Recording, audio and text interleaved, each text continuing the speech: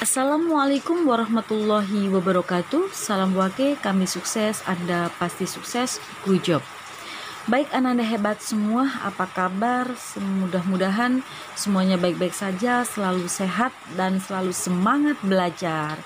Baik, kali ini kita akan belajar bersama yaitu tema 3.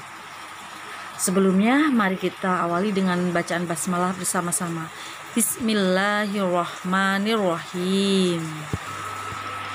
Prediksi soal penilaian akhir semester 1 kelas 6 tema 3. Kita masuk pada muatan PPKN. Soal yang pertama, sesuatu yang harus kita terima disebut A. Hak, B. Kewajiban, C. Tanggung jawab, D. Peraturan.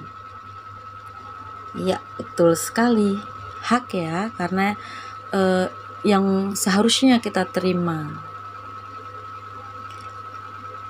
Kemudian soal kedua, sesuatu yang seharusnya kita lakukan disebut A. Hak, B. Kewajiban, C. Tanggung jawab, D. Peraturan.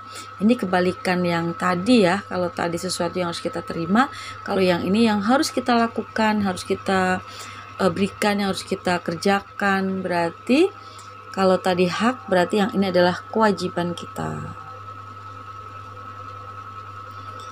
Lanjut, di bawah ini adalah contoh hak anak di rumah, kecuali. Tadi sudah disebutkan di atas kalau hak itu adalah sesuatu yang kita terima. Kalau A, memperoleh makan makanan yang bergizi. Berarti kita menerima ya, karena memperoleh makan makanan yang bergizi. Itu berarti hak. Kemudian yang B, mendapat perlindungan kesehatan. Itu juga kita berarti menerima. Menerima apa? Menerima perlindungan kesehatan. Kemudian memperoleh kasih sayang. Memperoleh juga kita berarti mendapatkan kasih sayang. Berikutnya, mematuhi perintah orang tua. Kalau mematuhi berarti kita melaksanakan ya. Berarti di sini kecualinya berarti yang D. Berikutnya, di bawah ini kewajiban anak di rumah, kecuali. Berarti kalau kecuali berarti yang bukan kewajiban ya. Yang A, menjaga kebersihan rumah. Apakah ini kewajiban? B. Patuh kepada orang tua. C. Membantu orang tua. D. Mendapat uang jajan. Nah, mana nih yang harus kita lakukan? A, B, C, D? A, B, C ya. Kalau D itu berarti sesuatu yang kita terima karena kita mendapat uang jajan. Berarti yang bukan kewajiban adalah yang D. Karena mendapat uang jajan itu termasuk hak anak ya. Lanjut, mendapat pelajaran dari guru, mendapat nilai, mendapat kenyamanan belajar adalah contoh titik-titik di sekolah. A. Hak, B. Kewajiban, C. Tanggung jawab, D. Peraturan. Iya, betul sekali. Hak di sekolah. Kemudian, di bawah ini yang bukan kewajiban anak di sekolah adalah yang bukan kewajiban, berarti yang hak ya.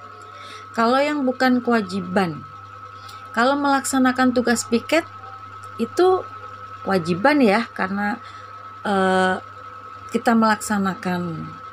Kemudian patuh pada guru, ini juga kewajiban, karena kita harus melakukan, harus patuh pada guru. Kemudian mendapat nilai rapot kenaikan kelas. Nah, kalau mendapat ini hak atau kewajiban? Hak ya.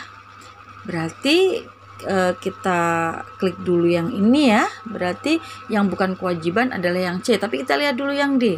Datang tepat waktu. Berarti kalau datang tepat waktu berarti kita melaksanakan mematuhi aturan, berarti kewajiban. Berarti betul ya yang C.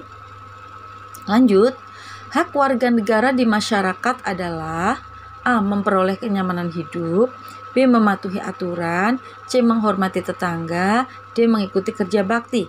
Mana nih yang termasuk hak yang mendapat yang kita terima? Betul sekali, yang A, karena memperoleh. Berarti itu adalah hak yang bisa kita terima. Yaitu hak apa? Hak kenyamanan hidup. Soal berikutnya, di bawah ini yang bukan termasuk hak warga negara di masyarakat. Nah, yang bukan termasuk hak di masyarakat, berarti yang kewajiban ya. Kalau A, menjaga fasilitas umum. Kemudian yang B, menikmati lingkungan yang bersih. C, mendapat perlindungan hukum. D, bebas memilih dan memeluk agama. Nah, yang mana yo? Yang bukan termasuk hak. Berarti kalau yang bukan termasuk hak, ya, yang mana nih? Kalau A, menjaga fasilitas umum, itu hak atau kewajiban? Kewajiban ya, berarti bukan termasuk hak. Nah, berarti kita kunci yang A. Kalau menikmati, itu hak ya. Mendapat perlindungan itu juga hak. Bebas memilih dan memeluk agama juga itu hak. Berarti yang bukan hak adalah menjaga fasilitas umum, karena itu adalah kewajiban. Lanjut. Mematikan televisi setelah menonton merupakan contoh. Kalau mematikan televisi setelah menonton, berarti kita sebelumnya mendapatkan hak ya, sebelumnya ya, karena kita punya hak untuk bisa menikmati menonton televisi. Namun secara ini tanggung jawab kita kalau sudah selesai menonton TV, berarti kita mematikan televisi. Berarti ini penggunaan apa nih? Apakah kewajiban pemanfaatan listrik yang bertanggung jawab? B, penggunaan kewajiban pemanfaatan listrik yang tidak bertanggung jawab. Ini ya bukan ya, kalau tidak bertanggung jawab, karena mematikan televisi setelah menonton berarti bertanggung jawab. Cuman apakah hak atau kewajiban? Nah, kita lihat. Karena kalau kita lihat dari ini kata-kata setelah menonton, ya kan? Berarti itu kan penggunaan hak. Kita telah menggunakan haknya. Hak apa? Hak pemanfaatan listrik. Kemudian karena kita bertanggung jawab ya, melaksanakan tanggung jawab dengan baik, maka setelah menonton televisi kita mematikan televisinya. Berarti yang cocok yang C ya. Lanjut. Mematuhi peraturan merupakan titik-titik. A, hak. B, kewajiban. C, peraturan. D, kekuasaan. Iya, yang kewajiban ya. Berikutnya, masuk pada muatan IPA. Gambar di bawah ini merupakan rangkaian listrik secara A, paralel. B, seri. C, campuran. D, bercabang. Kita lihat ya kabelnya di sini. Kabelnya tidak ada cabang ya. Kalau tidak ada cabangnya, berarti ini termasuk rangkaian listrik secara seri ya. Lanjut. Saklar merupakan komponen listrik yang berfungsi untuk A, mengalirkan arus listrik. B, menghasilkan listrik. C, mengubah energi listrik menjadi energi cahaya. D, menghubungkan dan memutuskan arus listrik. Kita coba analisa yang A, mengalirkan arus listrik. Apakah ini fungsi saklar? Bukan ya, kalau mengalirkan arus listrik itu adalah fungsi kabel ya. Kabel listrik.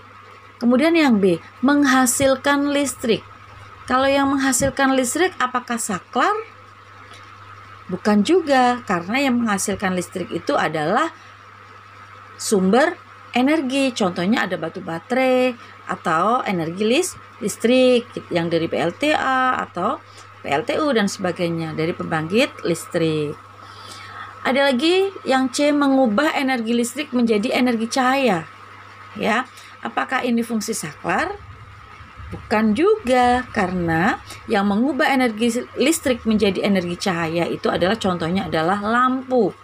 Ya, ada alat elektronik yang lain yang bisa mengubah energi listrik ya, ada yang menjadi energi gerak, contohnya alat elektronik kayak kipas angin, blender itu ya. Blender itu juga merupakan alat listrik, berarti bukan fungsi saklar. Nah, fungsi saklar di sini berarti menghubungkan dan memutuskan arus listrik. Jika kita dihubungkan saklarnya ya, maka listrik akan menyala. Jika diputuskan, maka arus listrik akan terhenti sehingga lampu tidak akan menyala. Kemudian soal berikutnya, pada gambar di bawah ini merupakan contoh rangkaian listrik secara, ini adalah gambar rambu-rambu lalu lintas ya. Apakah ini rangkaian listrik secara seri? Apakah paralel? Apa campuran? Atau semua jawaban benar? Kalau seri, coba anak-anak lihat ya, Ananda hebat lihat. Kalau di lampu-lampu lalu lintas itu kalau hidup hijau, kalau hijaunya mati misalnya, lampu hijau mati, apakah lampu kuning dan merah mati? Tidak kan? Kalau tidak sudah jelas pasti paralel, karena paralel itu adalah jika salah satu rangkaian listrik rusak atau mati, yang lain masih tetap hidup. Di bawah ini ciri-ciri rangkaian paralel kecuali. Kita analisa yang A. Apakah ini termasuk ciri-ciri paralel? Rangkaian listrik yang memiliki lebih dari satu aliran listrik. Berarti maksudnya ini berarti bercabang ya. Berarti ini termasuk ciri paralel. Yang B. Rangkaian listrik yang hanya memiliki satu aliran listrik saja. Berarti tidak bercabang ya. Berarti ini termasuk bukan paralel, atau ini termasuk yang ciri-ciri rangkaian yang seri. Kita simpan dulu, coba kita baca yang C ya. Membutuhkan banyak komponen listrik. Apakah paralel membutuhkan banyak komponen listrik? Iya, karena paralel itu tentunya karena bercabang, tentunya banyak komponen listrik yang kita butuhkan. Kabelnya semakin banyak, semakin panjang yang kita butuhkan. Mungkin saklarnya lebih dari satu, atau lampunya juga lebih banyak ya daripada yang seri. Yang D, jika salah satu aliran listrik diputus, maka di cabang lain alat listrik tetap menyala. Ini juga termasuk ciri paralel ya, karena paralel itu karena bercabang, sehingga seandainya salah satu aliran listrik diputus atau salah satu lampu mati, rusak, maka yang lain masih tetap hidup. Berarti betul ya yang B. Kemudian, kelebihan menggunakan rangkaian seri adalah A. Boros kabel. Apakah pakai seri boros kabel? Tidak juga ya, karena seri itu kan kabelnya lebih sedikit, sehingga lebih hemat biaya. Yang B. Hemat kabel. Sepertinya iya, karena kabelnya yang kita pakai biasanya lebih sedikit daripada penggunaan dengan rangkaian paralel. Yang C. Butuh saklar lebih dari satu. Kalau rangkaian seri tidak ya, kemungkinan cukup satu saklar ya. Karena cukup satu saklar untuk bisa memutus dan menghubungkan semua lampu yang ada ya. Karena satu lampu rusak atau saklar dimatikan, semua lampu mati gitu kan. Kalau saklar dihubungkan atau dihidupkan, semua lampu akan hidup. Kalau yang D, cahaya lampu yang dihasilkan lebih terang? Oh tidak, kalau seri itu cahaya lampu yang dihasilkan justru malah lebih redup. Apalagi kalau lampunya itu lebih banyak, maka semakin redup. Berarti yang betul adalah yang B. Lanjut, masuk pada muatan IPS. Perubahan sosial budaya merupakan perubahan yang meliputi ya, kecuali A. Perilaku, B. Sikap, C. Tata kehidupan, D. Agama. Nah, di sini yang berpengaruh ya terhadap perubahan sosial budaya ya. Di sini agama itu tidak ya, karena agama itu kan keyakinan. Insya Allah yang lebih berpengaruh di sini untuk sosial budaya. Ini kan sosial dan budaya, sudah jelas itu biasanya itu perubahan yang meliputi perilaku ya. Perilaku itu yang dengan perubahan teknologi yang lebih canggih, kadang-kadang perilakunya jadi berubah gitu.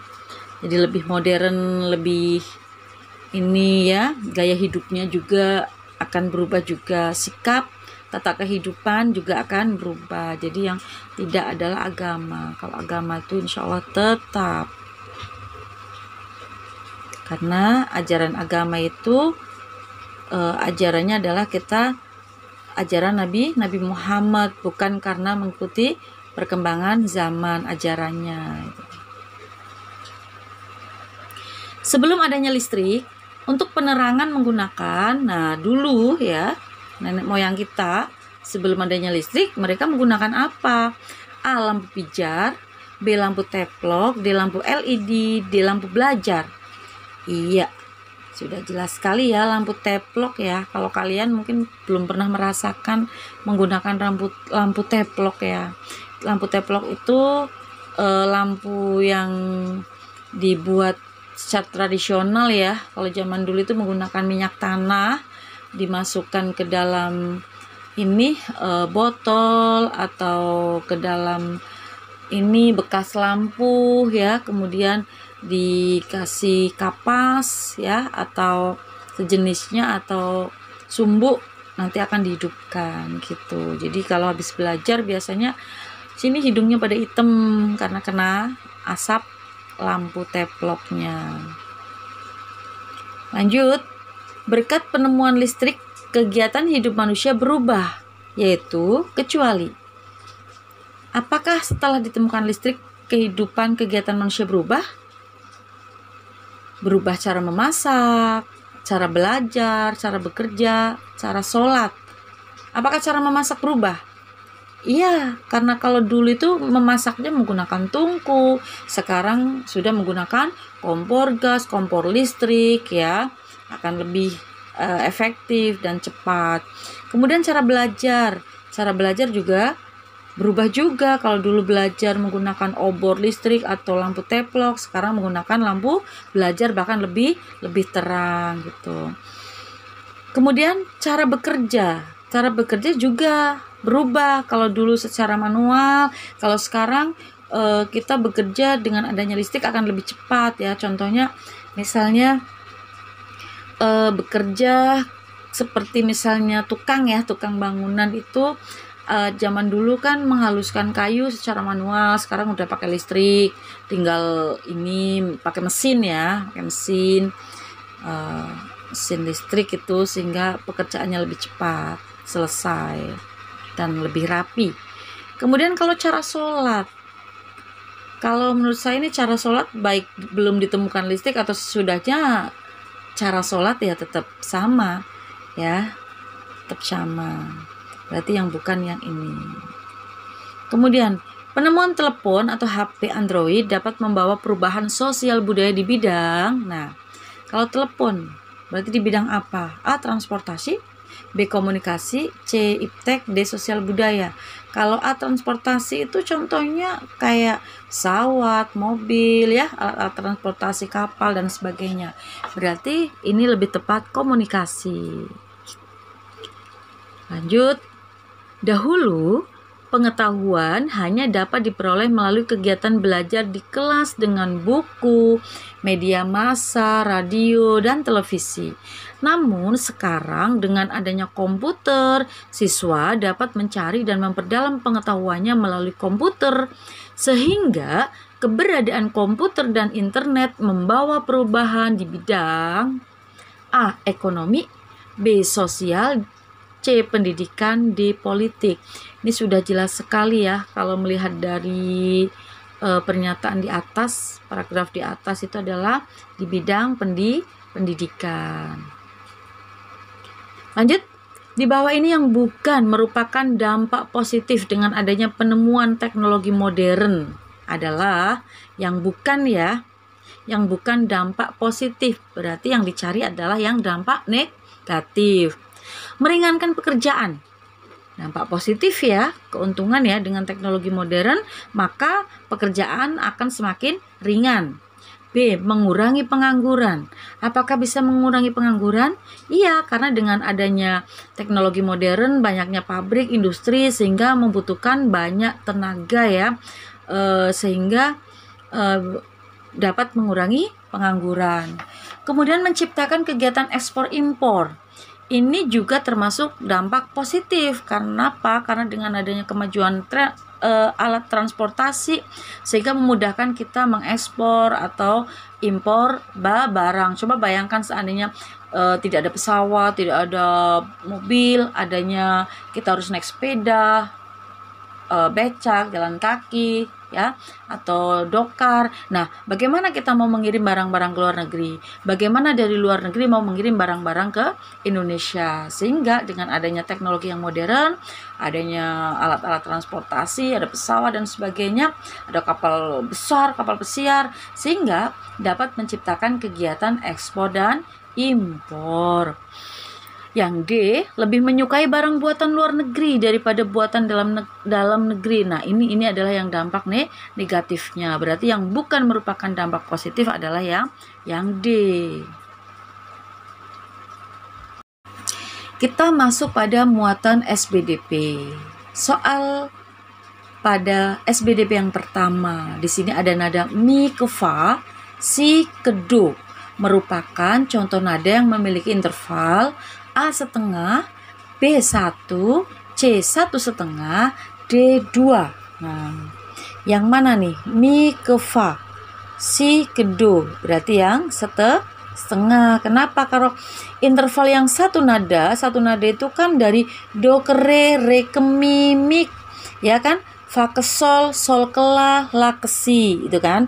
Do, re, mi, fa, sol, la, si, itu kan satu nada.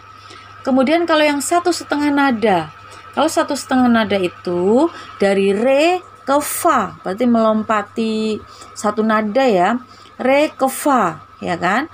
Kemudian dari la ke do, kemudian dari mi ke sol itu. Kalau yang dua nada yang bagaimana? Kalau dua nada itu contohnya adalah dari do ke mi, kemudian fa ke la, ya, terus kemudian sol ke si gitu.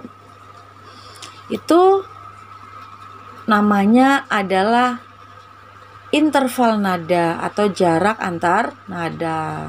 Berarti betul ya yang setengah. Lanjut, interval nada dari nada satu ke nada yang sama disebut A, prim, B, second, C, third, D, quart. Nah, kita harus analisa dulu ya. Kita coba dari bawah, dari quart. Nah, kalau quart itu adalah berarti nada do ke fa. Dari do ke fa. Do, re, mi, fa. Berarti dari 1 ke 4 gitu ya. Kalau yang tet itu kan dari do ke mi. Do, re, mi. Berarti kan dari 1 ke 3. Kalau second itu dari do ke re. Do, re. Berarti dari 1 ke 2. Berarti yang dari nada 1 ke nada yang sama 1 ke 1 atau do ke do. Berarti 1 ke 1 dengan nada yang sama. Berarti di sini adalah berarti yang prim.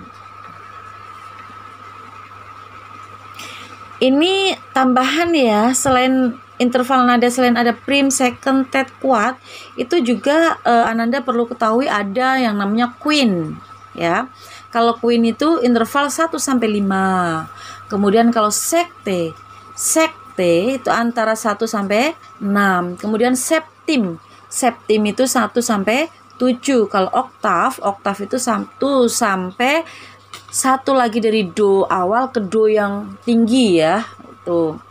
Itu namanya oktav. Berarti ada 8 interval nada. Kemudian tangga nada mayor memiliki jarak interval antar nada titik-titik. A, 1 setengah, 1 setengah, 1. Kalau yang ini tangga nada minor ya. Kalau yang B 1 1 setengah 1 1 1 setengah, ini berarti yang mayor.